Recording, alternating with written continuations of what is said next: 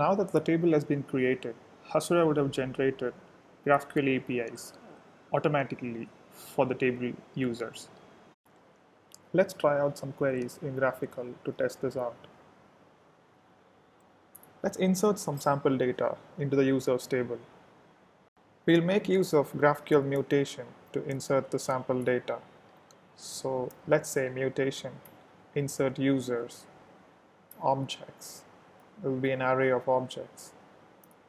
ID, let's give it 1, and let the name be Praveen, and let me return the affected rows for the mutation.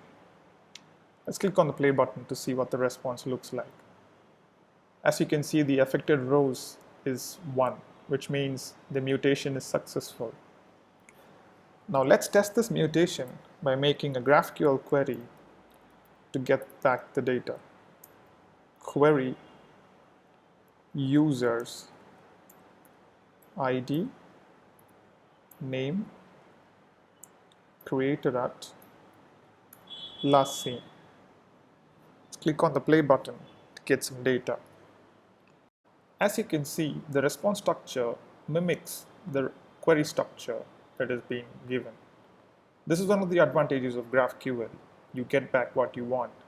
Another reason why GraphQL is awesome is because of subscriptions.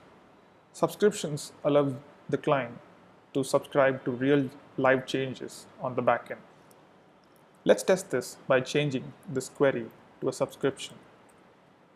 And let's click on the play button. As you can see, a subscription is running in the background, and any changes to the users table would be reflected in the response structure. Let's go to the data tab to insert a new row into the users table and test this.